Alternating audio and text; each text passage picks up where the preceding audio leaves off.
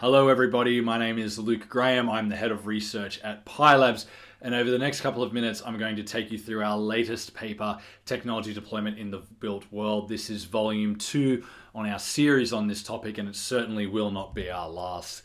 Now, of course, as we always love to do, a big shout out to those who helped us out with this research, especially when it comes to tech deployment. There are so many moving parts here in canvassing opinions, getting input for case studies in order for them to be robust enough to add real value to the sector, and we certainly hope that they do in the case of yourself and your peers. But we've broken this paper into 3 key parts. The second 2 parts will be familiar to people who follow us closely. They are in-depth case studies, number 1 on Brightspaces and number 2 on Demand Logic, 2 companies from our portfolio. Now, part 1 is new to the public.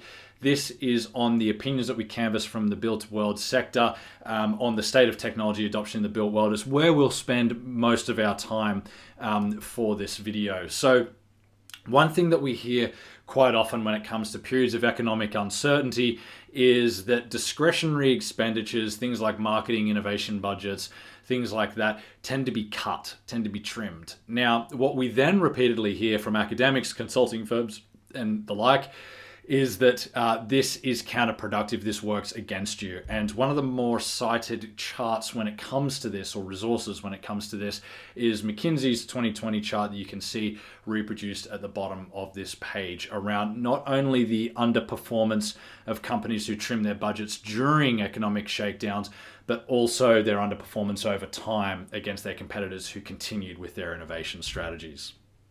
Now, what may not be too surprising to you is that sustainability has remained a significant focus for innovation teams.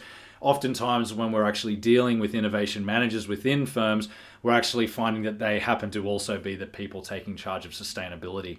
Now, this is both a positive and a negative, you could say. For starters, sustainability has certainly helped innovation remain buoyant during a difficult time. But on the other hand, we're hearing reports that it has caused other priority areas to be deprioritized. So finding that right balance, of course, some sustainability issues are quite significant.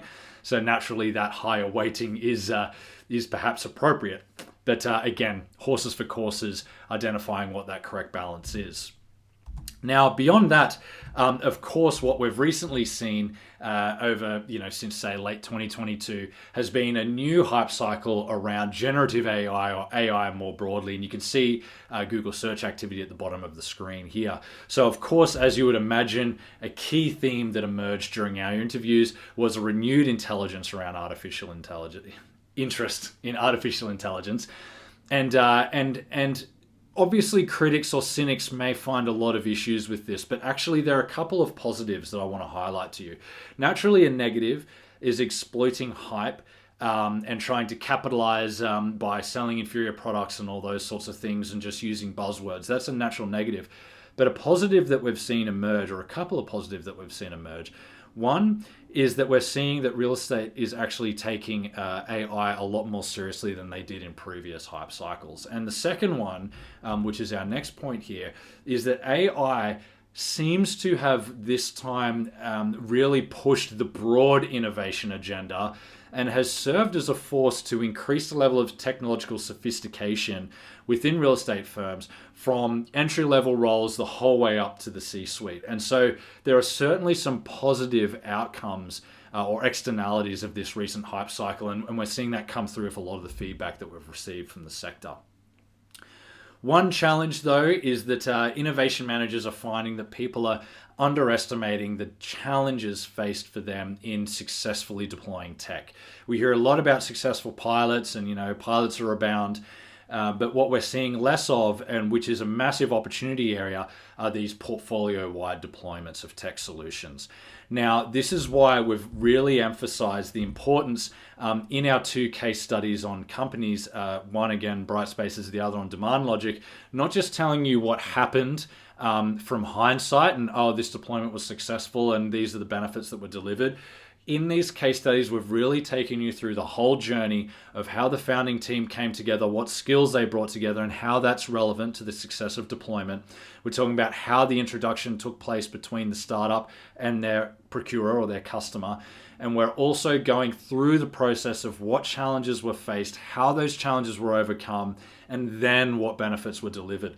The reason that we're doing this is to emphasize the fact that many deployments likely look like failures before they look like success.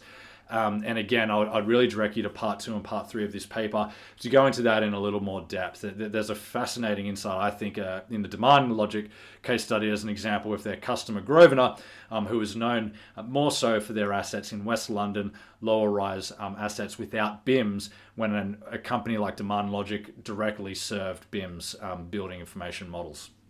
So, check out the paper. Let us know what you think. Feedback, especially on this topic, is really valuable and important to us because we want to continue to iterate and deliver more and more value on this topic for the mutual benefit of us all within the sector.